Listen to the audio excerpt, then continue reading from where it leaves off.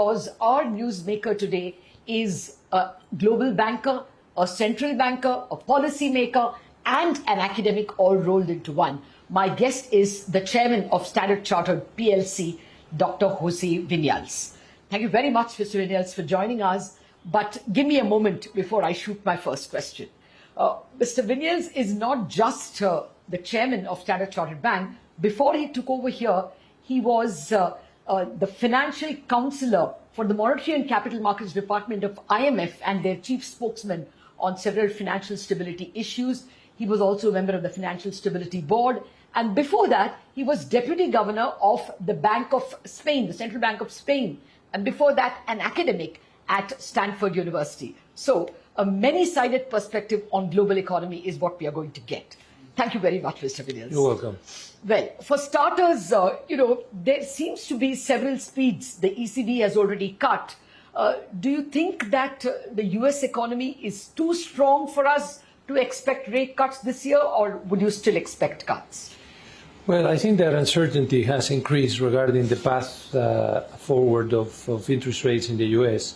My personal expectation would be that there would still be an interest rate cut this year rather than next year. Now, whether that's going to be one or two remains to be seen. That is going to be data-driven, and whether it happens at some point in the second half, which is more in the middle, or at the very end, again, will remain data-driven. I think this is something that markets care very much about. In terms of the economic impact in the U.S. economy, to cool it down and to bring inflation down, I think that the impact of cutting rates a little bit sooner or not is not so large. But markets do care a lot about the timing because of obvious reasons. Okay. Well, now, let me come to the strength of the economy itself. The U.S. economy in particular, the jobs data was very strong, hourly wages was very strong. Are you getting a sense that we are in for a resilient global economy? I think the United States is one of the key reasons why, not the only one, but is one of the key reasons why the global economy has remained resilient, in spite of having been affected by a period of the biggest tightening of monetary policy since the early 80s.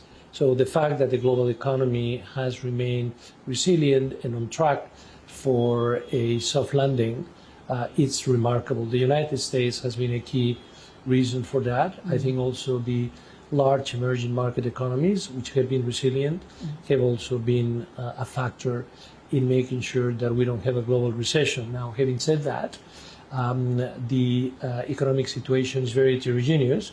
And given we're in India, I'm happy to say that emerging markets continue to perform well, with growth rates which are about 4%, and that emerging Asia is leading with around 5%, and of course India is way above that. Yes, way above that. I agree with you. I'm coming to India in just a minute, but I just wanted, you're a financial stability observer even for the IMF for a longish bit. Do you think the stability threats are out of the window, or do you think that commercial real estate exposure to such things can still be a red flag in some US banks? Well, I think that the issue in US banks has been addressed after what we saw in March last year with Silicon Valley Bank and others. So I think that has been under control from the regulatory and the supervisory point of view. There may be some residual concerns regarding commercial real estate. But what I worry about more in terms of global financial stability is more the accumulation of debt that has taken place, and the fact that because of COVID, first because of the global financial crisis, and then because of COVID, we have gone to much higher numbers regarding global debt in advanced economies as well as in many emerging markets. And I think that this is something that in a context of the higher interest rates that we have seen in recent years is not helping.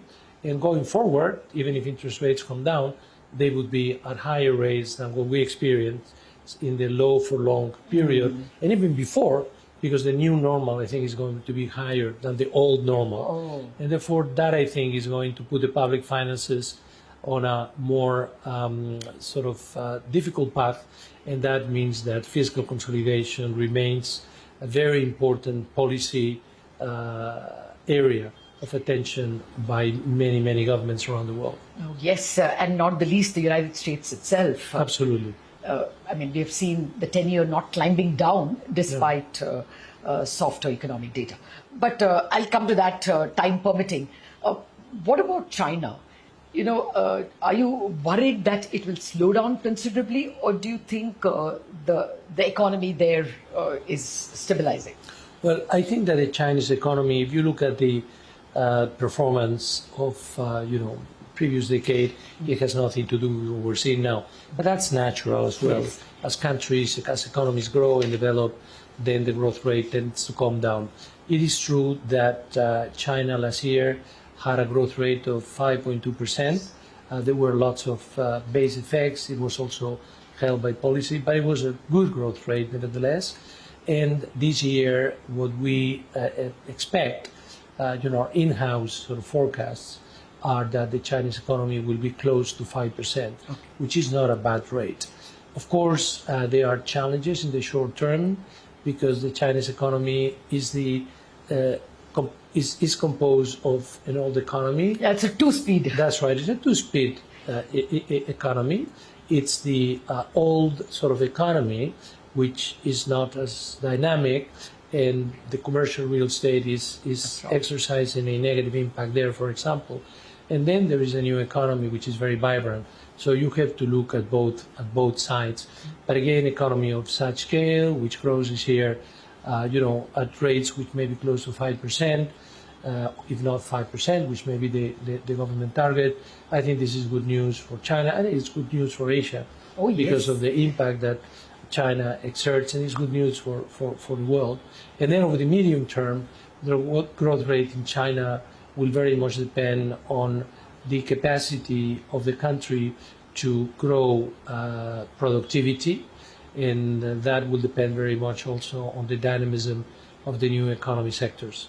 Oh, yes. I mean, I'm asking you the questions on China and the US primarily because, the global ambience is very important even for a largely domestic-facing economy like India. But before I come to India, one more question on China. Do you think it will be a major disinflationary force? We hear a lot of complaints of traders and economists saying that China is cutting prices, EVs, vehicles, so much to capture global market share. Is this going to persist as a disinflationary force, at least this year? Well, I think that you are seeing now some reaction on the part of the advanced economies markets, which are trying to protect themselves against the Chinese competition in this area. That is something which will happen more over time. I think that China has, produced these vehicles at lower prices, at very competitive prices, which cannot be matched, but by what advanced economies are producing. So I think that in that sense, you have some, pressures towards reducing prices. But of course, there are many other prices which constitute the overall rate of inflation. And I think that China is no longer the source of this inflation for the world that they were in the past. And of course, going forward, we shouldn't expect that. I think that China's impact is going to be more on the growth side than on the price side going forward. Okay. Yeah, no, I'm not expecting like the great moderation of the 90s, but I constantly hear manufacturers and economists saying that China is cutting a lot of prices, especially in the EV sector. They are, and this is having some impact, but of course, nothing like what was the case in the past. In the 90s. And now I think that the sources of domestic inflation also in advanced economies are very clear, and these are the things that have to be managed by central banks, and they have managed them well because the interest rate increases that have taken place have led to a very significant reduction of inflation. It's been kind of like a Christmas tree. Inflation went up and inflation came down. Absolutely. And what was remarkable is that this coming down of inflation took place in the context of labor markets which were at or close to full employment, which is something that in previous disinflationary episodes hasn't happened. Okay. Well, now I will have to come to the all-important questions on India, but after a very short break, we are back in a jiffy.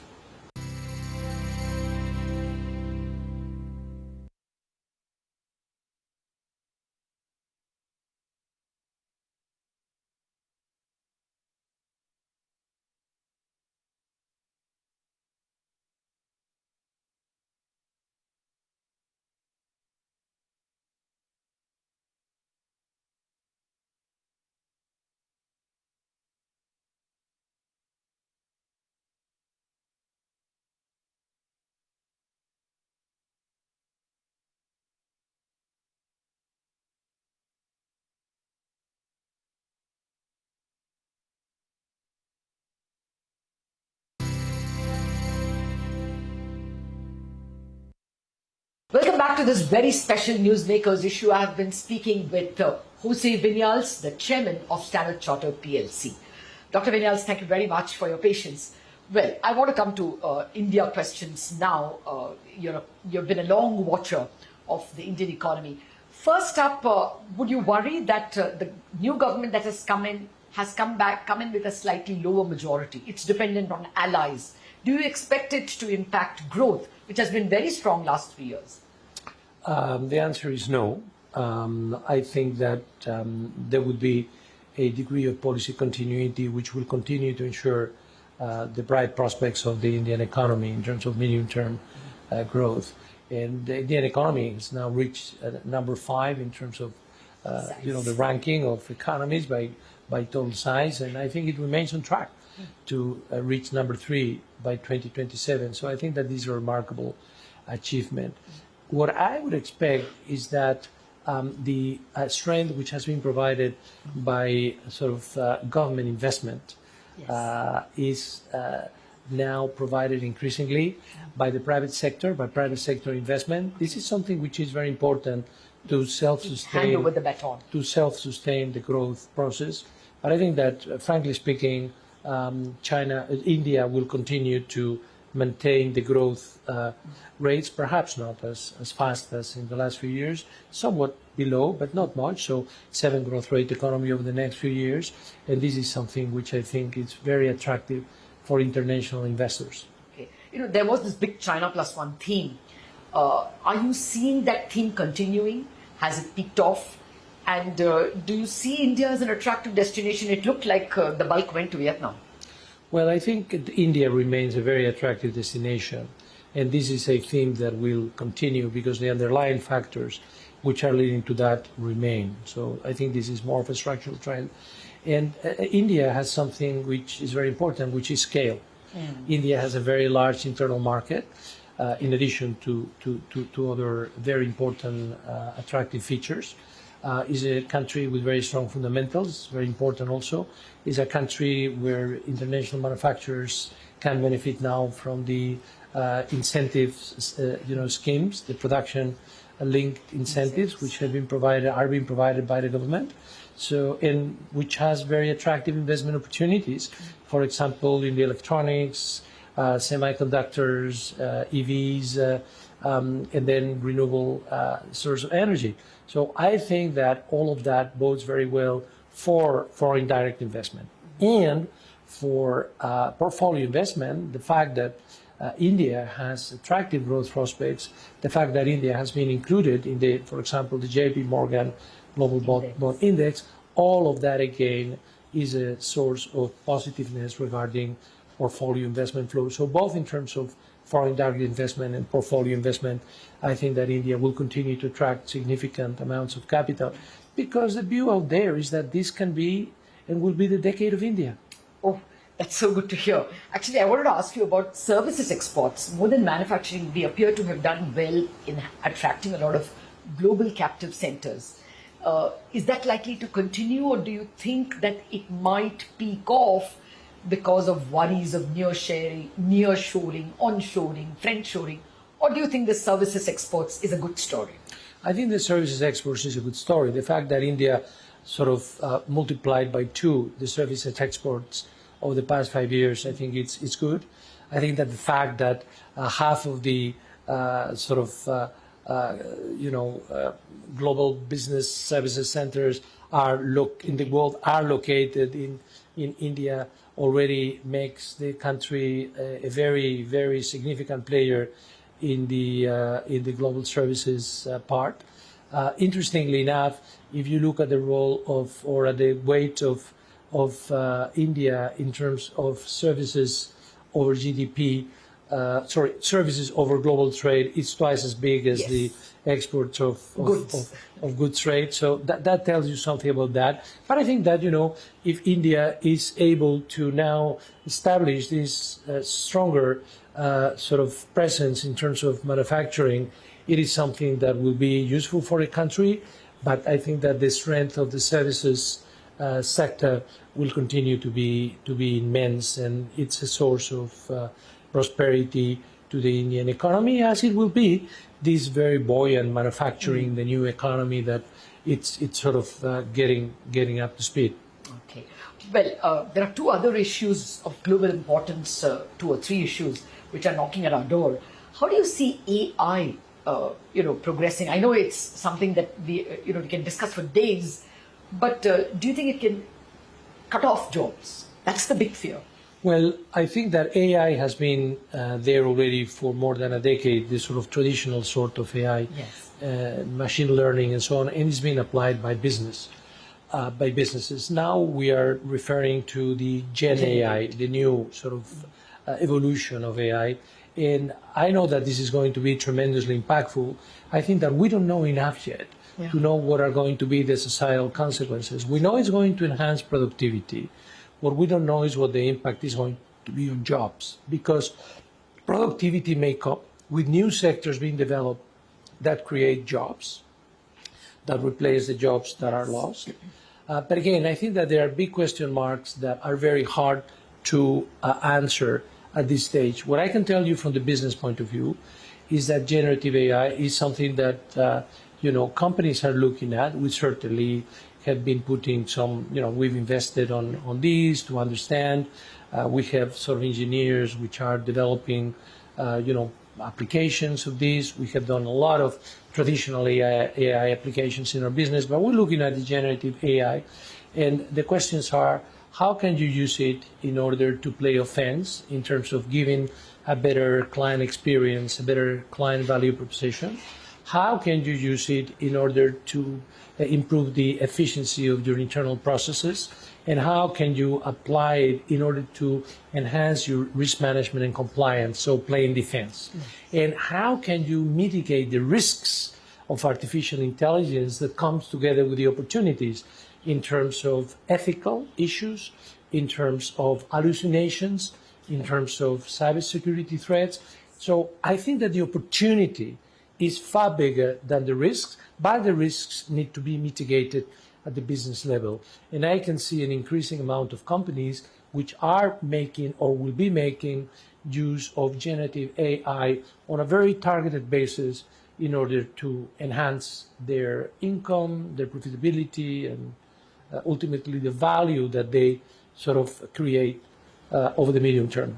I guess in your next visit to India, things may be a little clearer, and we could discuss this at length. Just a word, you were involved in climate financing, so let me touch upon that question as well. It hasn't evolved to expectation.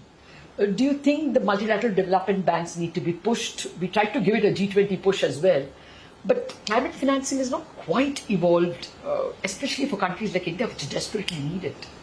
Well, I think that climate finance needs to be scaled up dramatically, and this is an area where Standard Chartered is very much invested, and we are proud to be among the leaders in the industry, in the sector.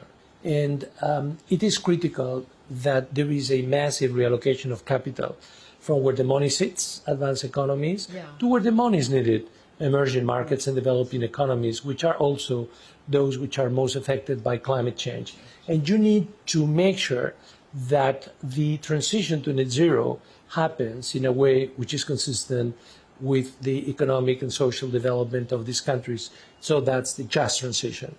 Now, we at Standard Chartered, for example, have committed to mobilizing over $300 billion for sustainable financing by 2030. we have established very, very clear targets in terms of our path to net zero, which we expect to achieve by 2050. By 2050, very far away, so we have intermediate objectives by 2030. And we are providing our clients with the technical, the professional support to help them move forward, to move downward the carbon curve. At the global level, the answer cannot come just from the private, but from the public sector, because there is not the money. You were talking about the multilateral development banks.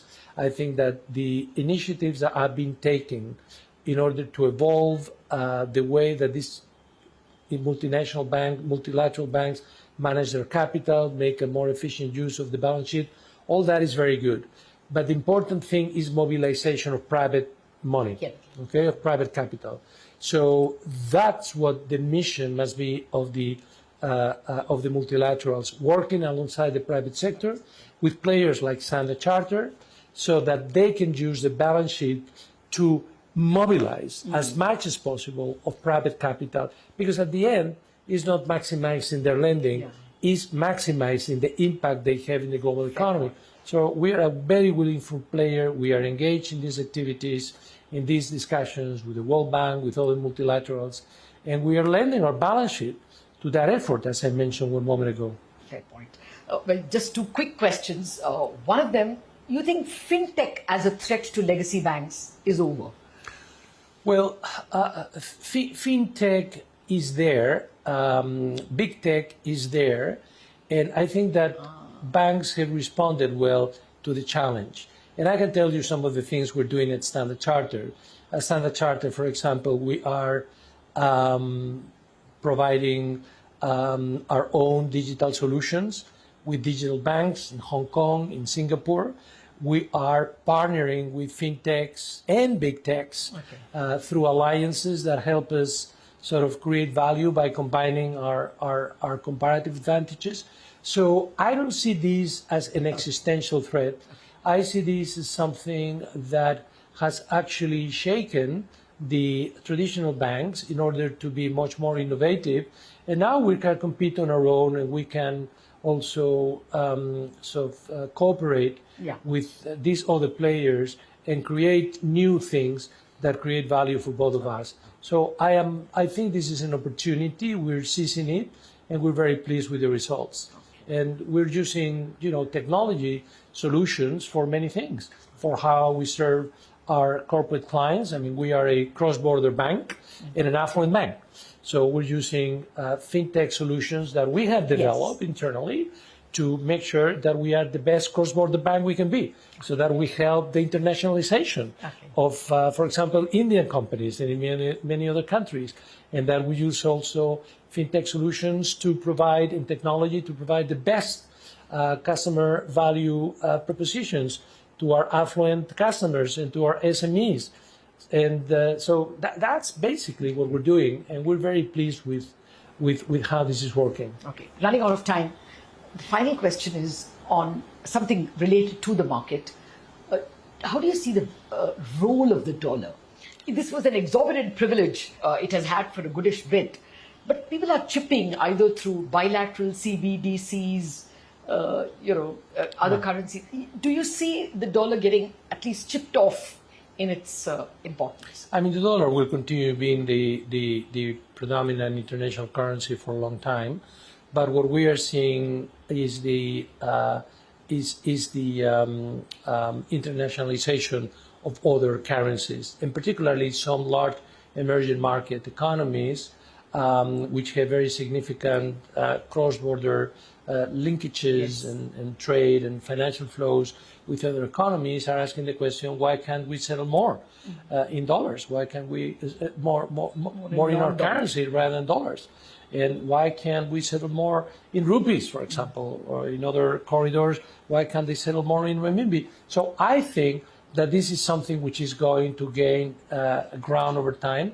And I think that this is not bad, because it offers a more diversified set of international currencies. And I think that this is something which is a natural evolution of the world, where we're seeing that emerging markets are having a bigger role and playing a bigger role in trade, in financial flows, and naturally, their currencies of very important currencies or countries, like in the case of India, will become more and more international as time goes by. Okay, that is one of the goals the Reserve Bank has set for itself in its 100th year celebration. So let's see how it goes. Dr. Vinals, it's always a pleasure speaking with you. Thank you very much for sharing your thoughts on so many issues. Okay, thank you very much. Thank you.